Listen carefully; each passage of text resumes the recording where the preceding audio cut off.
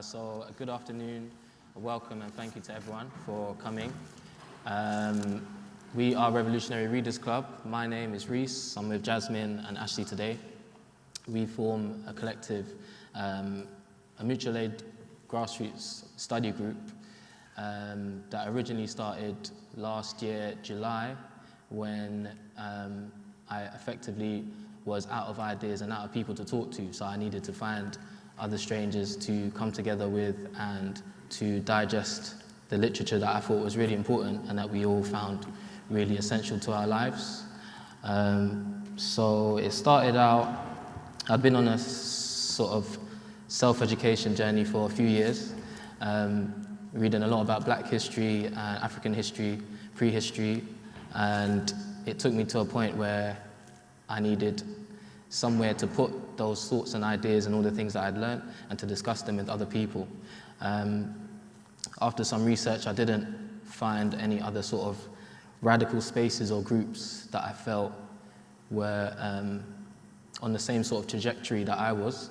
So yeah, last July, I started up a book club, opened it up to everybody, anyone that wanted to come, and luckily these two guys came through, and ever since then we've been working together really closely, really tight, and we hold monthly meetings every month to talk about books like the one we're going to talk about today, Here to Stay, Here to Fight, an anthology by the Race Today collective. So with our meetings, we hope to advance a political class consciousness for people, to give people an education in politics in a way that you wouldn't find in the mainstream. So these sort of texts you're not going to find in schools. You can find them at universities, but even then they'll be in sort of restricted spaces. It really takes some endeavor to sort of unearth these texts for yourself if you're doing the study alone. So we felt it's important to give people a space where they can come and learn about these things and discuss their own thoughts and feelings around them. And then with that, it's also about accessibility to reading. So alongside the meetings that we do, we have a free library online that we update constantly every month. It's probably got over 300 radical reads on there now. You can read them all for free, anytime, anywhere, and you can send it and share it with everyone that you know. So that was sort of the basis of the beginning of the work, really. Yeah.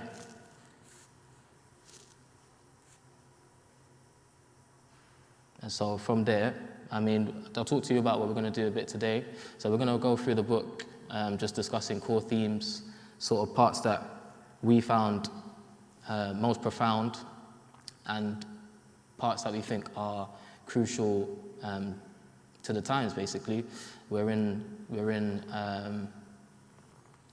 precarious times. We've gone through a lot in the last year through pandemics, what we've seen with racial equality around the world, and we feel like this book really touches on a lot of those common themes that we see now. And the problem that we have and what we wanted to sort of bridge the gap on is that people thought that, or people like to think that sort of things like the civil rights movements and Black liberation in general is something of the past or of history. And all the context of this book is pretty much talking about the 70s, 80s, maybe even up to the 90s, which is all very recent history. So yeah, we're just going to go through that. We're going to read the introduction, which gives a very solid overview of what the book is about and sort of our ideologies as well. So Ashley's going to read that for us. Yeah, can I just say something beforehand? This is a really unorganic setting for us because we're a book club and we normally discuss together. So if you guys have questions or anything, just kind of shoot them out, just to make us feel more comfortable. But you don't have to. So, sorry. So yeah, my name's Ashley and we'll be going over some of the core themes of the book Race Today, and I'll open up with the introduction. So from 1974 to 1988, Race Today, the journal of the Race Today collective, was at the epicenter of struggle for racial justice in Britain. Race Today was groundbreaking in terms of its reports, analysis of struggles, by Black and Asian workers in the UK against police and state racism. These insights flowed from the work of the collective, work which was not merely journalistic, for the collective was a campaigning organisation which supported grassroots movements, movements which sought to advance the struggle for Black power, the fight for women's liberation, and the anti-colonial campaign to free the quote-unquote third world. Race Today placed race, sex, and social class at the core of its analysis of events in Britain and across the world.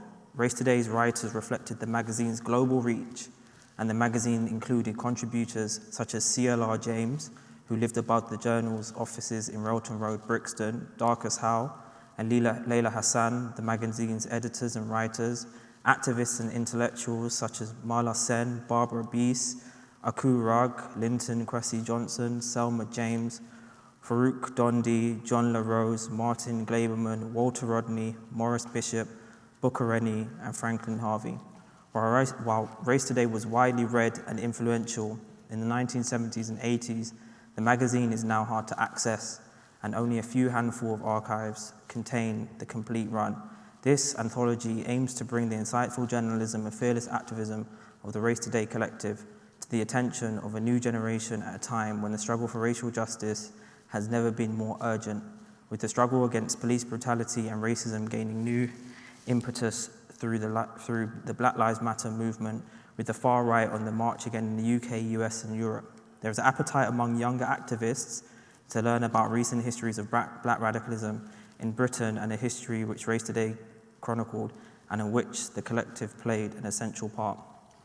So hopefully from that opening introduction, you'll kind of understand the significance of a text like this. And today we're going to kind of discuss some core themes. So, for example, I'm going to discuss the importance of history repeating itself. And one reason why I feel like we always keep coming back to this book is that it's so pertinent, it's so engaging, it's exciting, it's exhilarating. It places us exactly at the moment where they were, and also gives us the ability to kind of understand their thoughts, their feelings around organisation of what Black and brown, particularly racialised people, working class people in the UK at that point. And like Reiss said, it's not really a matter of ancient history. This is a text that can be easily applicable to today's struggle. So reading the book, it kind of made me realise like how there's certain political figures or certain ideologies that are persistent throughout the UK, especially post-World War II and the migration of the Windrush generation. So one part of this book that really kind of stood out to me is these figures, say like Thatcher and Enoch Powell, and how their ideologies and their rhetoric are consistent and still relative and alive today.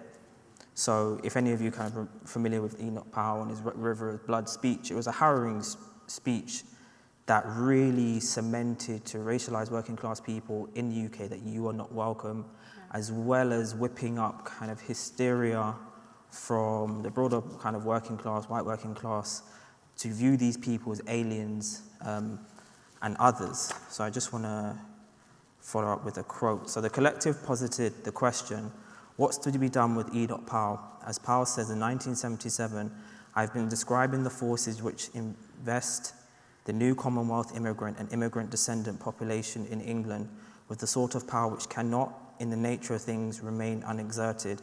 The consequences of the new Commonwealth immigration are not static, they are dynamic.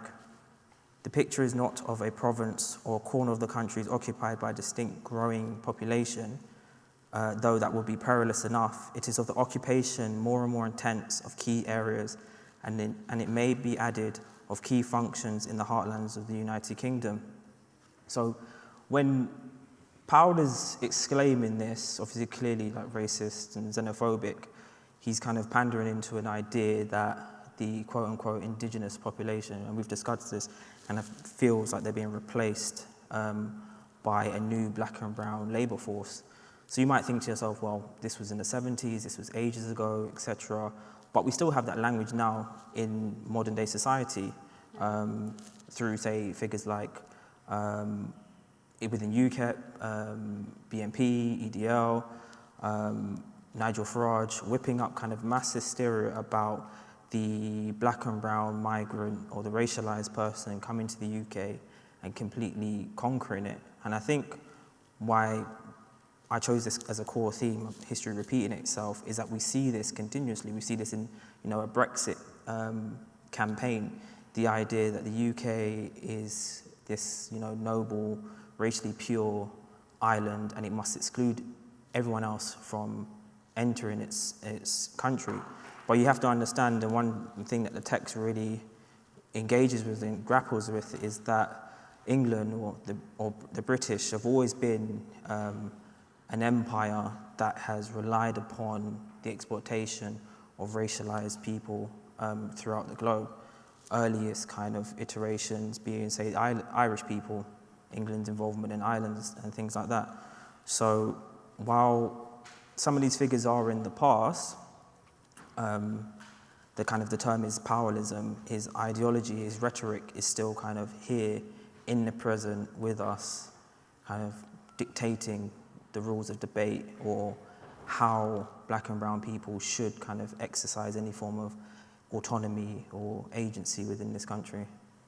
Yeah, that's great. Even give examples of how it works within the community as well. Or... So even say that housing, another kind of contentious issue, the access to housing, the type of housing that black and brown people, working class people, racialized people are expected to occupy. If we, on June 14th, it's the anniversary of Grenfell, is testimony to that isolation, that relegation to the edges of society that manifests in this catastrophe that's not necessarily random, but can be located in a history of neglect, expulsion, racism, xenophobia, police violence, state violence, which is pretty consistent from the point of the Windrush generation entering the UK to the point where it kind of dominates even racialized people's lives now. So these things aren't fixed and completely located in specific points in time. What we kind of demonstrate in this book and what the book kind of teaches us is that these things are very consistent and they're reproduced and produced by various kind of sets of legislation, policy, thinkers, politicians, and the like. Yeah, and even for me, with this section about history repeating itself, is also when we were going to the protests, and obviously today is about power protests and stuff, seeing people put banners up about, we're not going to let the same thing happen to us. And obviously all these case studies showed that how much they did and how much they rallied and how much they... I don't know if you're done. Should I go into my section? Oh, no. Okay, carry on. But yeah, okay. Just say conclude, and I don't think it's a coincidence that we're here in Brixton, where so many of our elders organised. I don't think it's a coincidence that we're across the road from Black Cultural Archives, where so many of our elders organised. And they kind of really showed us the significance of organising within our community and being far-reaching as well. Yeah. Ensuring that they're building a solidarity movement of all kind of working class, racialised people. Here in Britain, we had the term of politically black, obviously not really used now, but it was to organise under the banner of this collective solidarity movement to address the material conditions of working class, racialised people. Yeah. That's so good. Perfect segue. So my section is going to be on promoting collective action. I guess this is something that everyone knows or thinks they know how to do because we all do it. We're all online. We all went through a lot last year, and we all were retweeting. We were all putting black squares up. We were all doing whatever we needed to do to invoke action, and it is part of promoting collective action because we're all doing it together. But I think there's a high awareness of it. I mean, that's all good, but there's confusion of what it actually entails, collective action, because it's not just something you just do now and we've talked about it a few times, we just mobilize. It's something that you do consistently, something that has to be organized. So I just want to say point blank that promoting collective action is about organization through and through, and that's what we learned from the book of Race Today. Also, why promoting collective action is important. I guess it's this theme of divide and conquer, divide and ruling. So racism works to divide us. Racism is there to serve the ruling class, hence the theme of divide and ruling. So when we talk about promoting collective action, it's about power in numbers. It's about, this is not something that just happens now. This is something we have to work towards consistently. And I'll bang on about organisation throughout this whole section of mine. So yeah, the key to promoting collective action is organisation. So I'm just going to take something from an extract from the book, from Darkest Howard. He basically talks about, in the first paragraph, about organisation, and he talks about, basically he says, let me read it out. I believe we've got a sentiment and an undoubted capacity to say no. I believe we are weak on organisation, and this is not a matter of colour. These are a matter of, these matters which are historically caused and historically cured. The highest form we have reached in organisation is the campaign against racial discrimination for the early 60s. And these guys obviously are in the 70s, 80s. So there were black workers, some white trade unionists, some white professionals, some black professionals in the place of origin. The furthest we have reached, and that's the furthest we have reached, and organisation collapsed. There are two things I wanted to eradicate from the collapse. One, that leadership of the organisation consists of white and black middle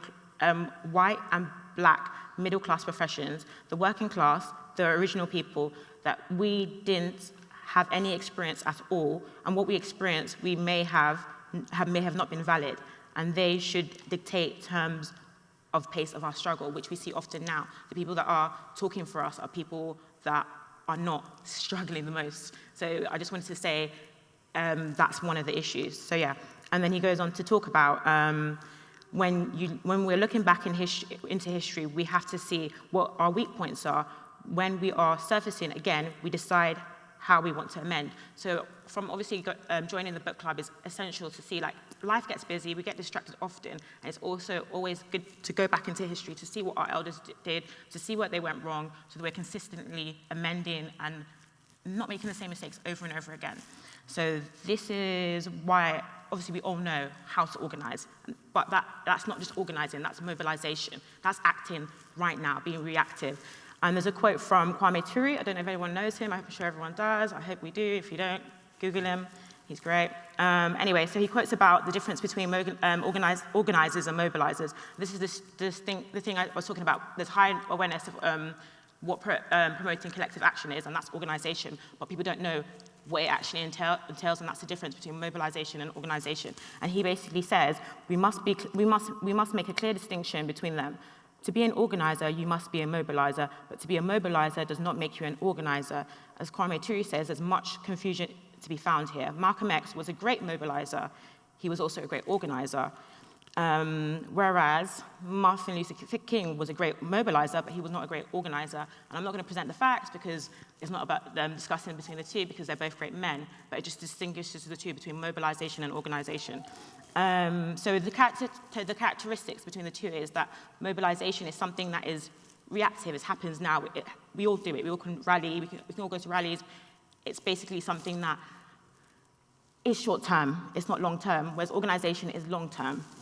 So mobilisation, people mobilise around issues and concerns, but organisation is about the system, dismantling that. Mobilisation is about reforming it, and that's not what we want to do. We want to dismantle it, we want to organise around it, and that's what will make it radical. So I'll say again, mobilisation is temporary, organisation is permanent. So also within collective actions, obviously I've talked about action, and I just want to talk about being collective. Collective works in two ways, internal and external. Collective is also, internal means like community, external means solidarity. So you need both in that. I don't know, am I good for timing? Yeah. Okay, good, just let me know. So collective works in two forms, internal and external, community and solidarity. So in the extract, in this book, you see so many case studies of how they work together as a community and as solidarity. And at the time, it was so hard to work with other people because we were at the bottom of the barrel. So loads of people didn't want our hands. But regardless of the sense, we still supported people. We still wrote about people. We still did what we had to do. And not in the sense of just our mates. We did it intersectionality. We did it on all levels, race, class, you name it. So when I talk about internal, we knew the importance of community, and this is why we're here today. We're going to see, you guys are going to see all the other talks, all the other experiences, all the arts, poems, whatever is going on tonight, music, and there's all part of our community, and it all needs to be shown together all the time, positively and negatively, and that's all part of like organising to show the goods and the bads of being part of our community, not just when something negative happens, that's when we come out and we celebrate or we do something.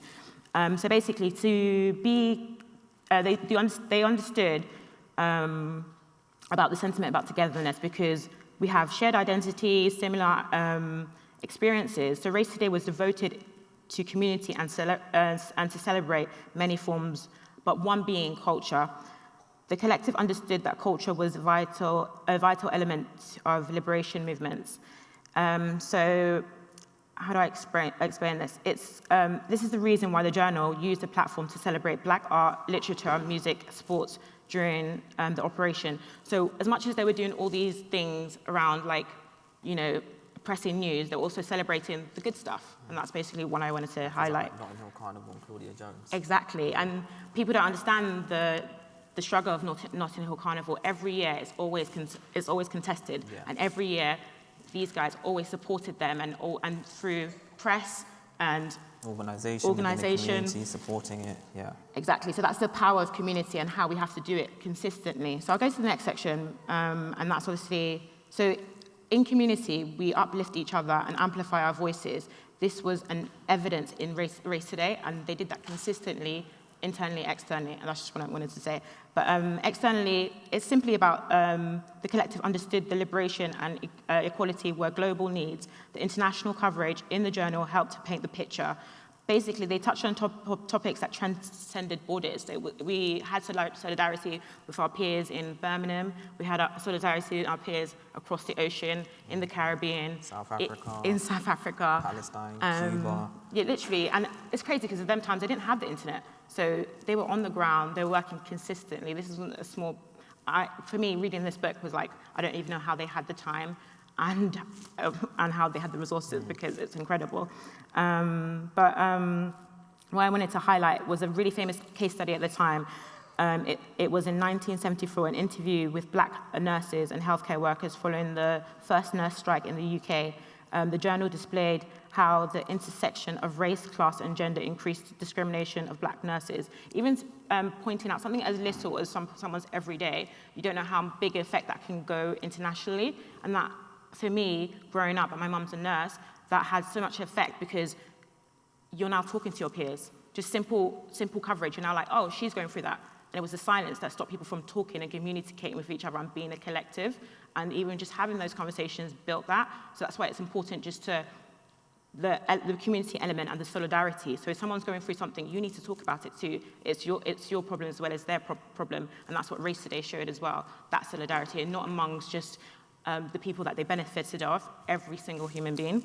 And that's something little, but that's something that stood out to me. So what I wanted to just basically summarize with, because I feel like I'm going overboard, but organisation is what they were working towards and what we are working towards as well, because that's why we joined the book club, because I got tired of just retweeting stuff and being frustrated at home and just making the same mistakes and hearing people moan about their ancestors, moan about their parents, and it's like, you don't know what they went through. Have you listened to them? Have you talked to them?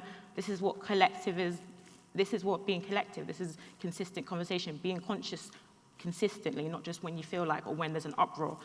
So this is what we're working towards. Mutual aid, mobilization, as well as organization. That mobilization needs to be transformed into organization for it to be effective.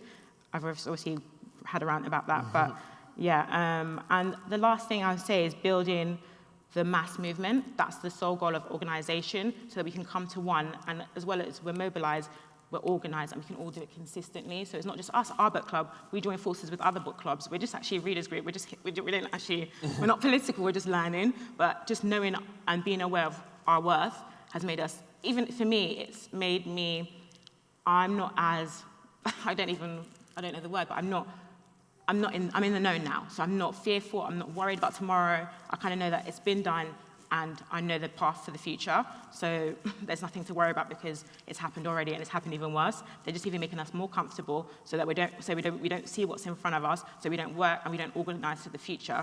So building the mass movement was something we saw from Mangrove. I don't know if anyone watched there's been a big thing on Small acts on yeah. social media, on BBC. Yeah. So if you haven't tapped into that, I could read a whole sketch about it, but and they also discussed it, but they supported that, building the mass movement, and they showed about how they supported grassroots organizations, how they rallied, how they supported speeches. It's a whole organization. It's not something that just happens. So I just think that's the element, and that's promoting collective action, all those steps. Anyway, I think I'll stop. That was amazing. Yeah, we can do a round of applause if you want. So I'm going to move on to my part, which is defining their politics. We sort of all picked out the bits that we felt most comfortable with / most interested in. I've gone with defining their politics because it was sort of the key radicalization, awakening for me, whatever you want to call it, that there is actually black socialist Marxists out there that define themselves as such. So I think it was mentioned in the intro. Yeah. They mentioned that their ideologies was rooted in Marxism until a couple of years ago, or maybe even last year. I just thought that was like a Eurocentric white man's idea of something that's not, it might replace capitalism, but it won't necessarily help black people. Then I began to understand black Marxism and black radicalism as an ideology very similar, or pushing the boundaries of Marxism, we would say, really and truly through the work that they were doing and people before them like Claudia Jones. So there's a real conscious, it all just became a link where I thought all these things were just individual sparks of like rebellion happening, but really they are actually a connected consciousness through mediums, I guess, and actions. So if you look at, taking the example of Malcolm X, he started as someone that you would have called maybe a separatist, and he was more focused on the religious aspect of liberation, say, and simply after doing some travel and speaking with other people that were struggling with their own liberations, I think he went to, I'm probably going to say this wrong, Algeria, or...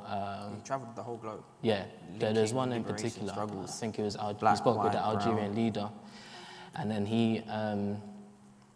they were discussing about how they can help each other in their fight, and then Malcolm X was saying what needs to be done, and the black nation needs this and that and the other, and then the Algerian leader turned to Malcolm X and said, well, what happens to me and my people when that comes? And that was sort of a turning point where Malcolm X understood that it's an internationalist view on revolution and society that is going to cure us of the ills that capitalism has left us with.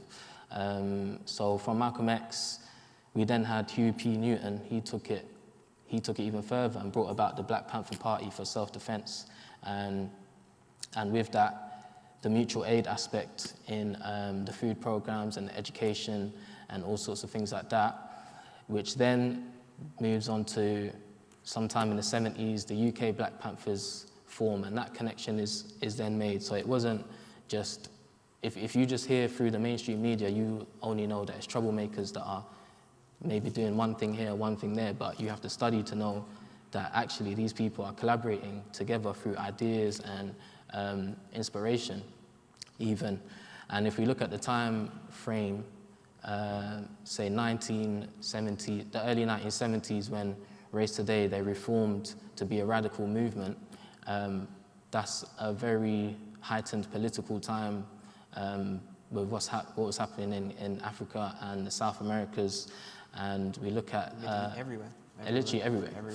We look at the Grenadian Revolution, early 80s, Burkina Faso with Thomas Sankara, and yeah, you can see all of these people at one point or another, one time or another, they referred to themselves as communist, socialists, some sort of, left-sided political ideology.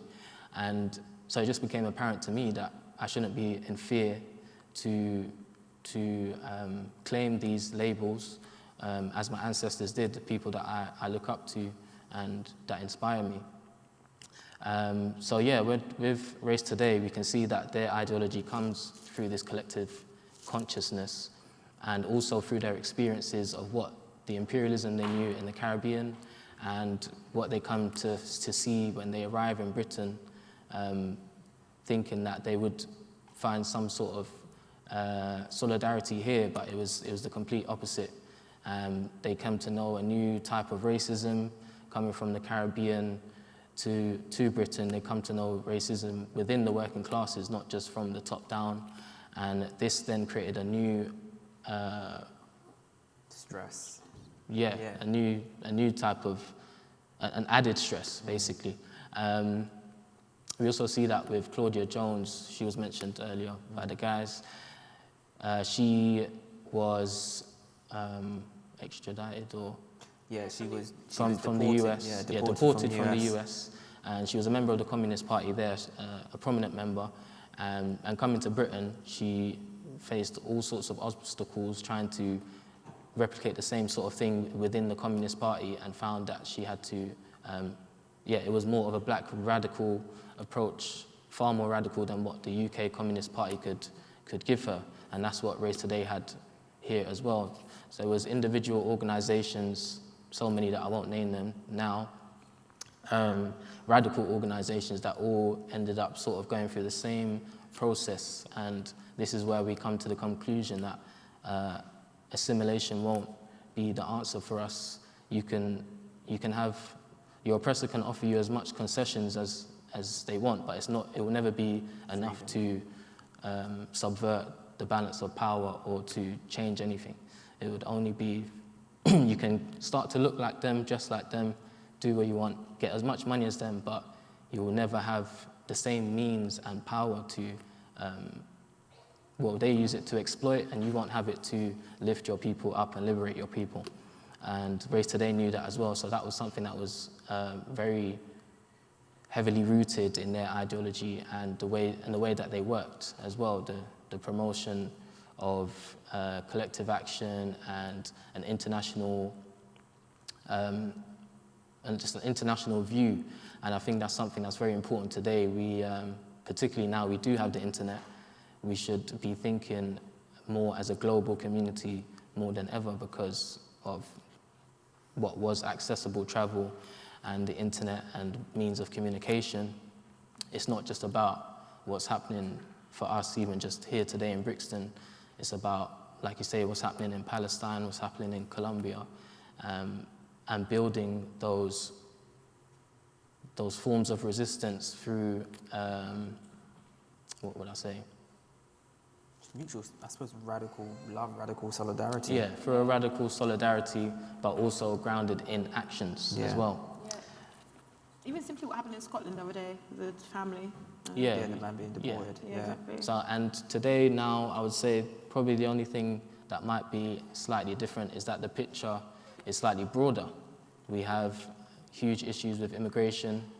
We have huge issues with, Britain is housing, housing, but Britain being one of the #1 suppliers of arms in the world, profiting heavily off that. We're heading in a direction that calls for immediate action. Because even what we just saw in the pandemic was the rise of mutual aid, people, the community doing the work rather than our government. Our government was just laughing at us, and this is what we saw, especially more than ever. Exactly. I think it kind of like us as a collective coming together, kind of recognizing that there are real tangible lessons that we can incorporate into our everyday lives through I suppose the buzzword is praxis. We always talk about the practical application of the theory. And I think in such a short space of time we've made, projects that we've held, people have given us money. We provided books to hundreds of people. Homeless, we've supported the homeless, and it's amazing, like you put out an idea and how many people kind of gravitate towards it because they believe in like what you're doing and what that means. And I think it's not a new idea, like we've learned. And that's another good thing. Nothing we do is necessarily new. It's just kind of bringing it to the forefront. We've got friends who organise self-defense classes for women, haircuts for the homeless. And I think it's just all these little bits of resistance all add up and kind of funnel into like a greater mass movement, because there's really only two ways society can work. It can either work for the many or it can work for the few. And in pockets of countries in the world where they've entertained and even worked towards working for the many, it's a lot better than just working for a few. And I think the global pandemic, the UK's COVID response has shown that how society is organised is definitely only working for the few. And I think, like what Reiss said, that kind of, out of that frustration, we were born. Yeah, quite literally. Out of that frustration, we were born. And since then, I think we've probably all said it one time or another, we feel it's a duty now. This is something we can never just be like, oh, we're done with this reading, and just go live a different life. Yeah, like once you know, and once you're in the knowledge, Jasmine was saying, it's your duty to, first of all, to share that. And the first thing we could do to do that was do this book club and run the giveaways that we do. Yeah, we wanted to do a giveaway today. So I just wanted to know, has anyone read this book? Because when we do our giveaways, has anyone read it? You've read it? You get a book. No, but I just wanted to know if anyone knows Race Today, because when we have our book club, it's actually a discussion. You've read. Did you say, does anybody know Race Today? Is that what you said? Yeah, that's what I did say. Well, most of the people that you mentioned, or at least 50% of them, who were involved in Race Today were also involved in the Panthers. And the Panther House was on Shakespeare Road, just further down the road from where Race Today building is. And so there's a strong link between the Panthers, Panther movement, moving from that to more what Jarvis would call politicized approaches to collective action. Exactly, this is what we need more of. You need to come to our book club and you need to school us, and you need to teach us as well. This is what we're trying to do. So that's really, thank you for that, by the way. But it's worth a read, by the way. We'll send you a free copy because we've got to give them out anyway. So, and if anyone else wants a free copy, we've got them to give out. We don't have them today, but we'll post it to you. And it's just worth a read, and then come to our book club whenever you want to as well. Yeah, I think, I mean, you don't have to be like well-read or be an academic. I kind of joke and said like, well, like hood academics. We're self-taught. Yeah, we're self-taught. And in such a short space of time, we've realized like how much we didn't know and how much we still do not know. And we're just continuously learning, continuously growing, shaping our ideas, stretching our imagination. I think imagination has been a massive aspect of it as well. To think beyond how society is organized now takes a massive amount of imagination. Yeah, most definitely. And it's not necessarily rooted in fantasy, it's just a reorganization of society that works for more people. Well, you have to have the imagination, because it's the capitalism that we live with that will suppress the ideas of something better. You know, it only teaches you how to work within, not how to actually transform it. To think beyond. Yes. Do you guys have anything? I'm good. I don't know if anyone has any questions, and if you do, let us know. If you don't, we're here. I'll just finish with a quote that sort of summarizes our feelings, a quote found from the book, page 13, I think, from John LaRose. It's a speech that he actually made at Brixton Civic Centre on the 2nd anniversary of Race Today's reforming, so quite fitting. It goes, "The important struggle we have before us is a struggle over ideology. It is no longer enough to respond against the individual grievances, but to be clear that the individual grievances is part of a system of grievances with which we are familiar. And those grievances are not individual acts of oppression, but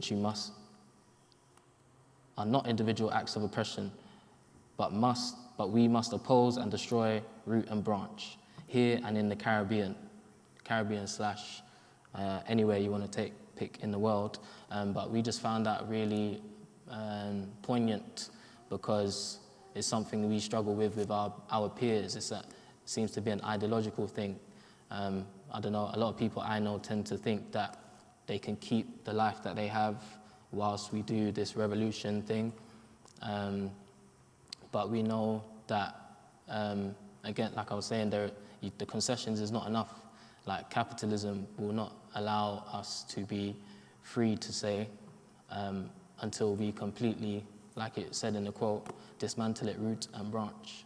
So I mean, yeah, that's all.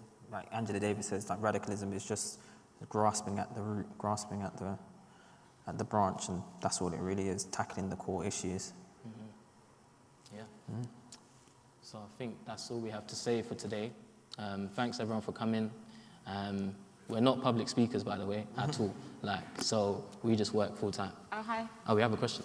I'd just like to just generally comment that you guys are really doing a great job here by doing this book club, and you're educating yourself, you're giving yourself some empowerment here, you're learning and you're nurturing yourself and what's going on around you and the world today, which is fantastic. And I think someone like my age and my generation and beyond that, we sometimes believe that we're here, we've lived it, we've learned it, we've worn the t-shirt, we know everything that we've done. There's a lot of stuff there that you've kind of pointed out and said to me that's kind of gone over my head. Made me thought about things as well, and kind of understand it a little bit more, and ask my son some stuff, and we'll talk about it a bit more, but just really fair play to you guys, you really are doing a fantastic job. Just keep up the work, and just don't stop. Keep learning, keep educating, keep sharing these ideas, these practices with your peers, your elders. Just do what you've got to do to get there. Brilliant. Thank you. Thanks, man.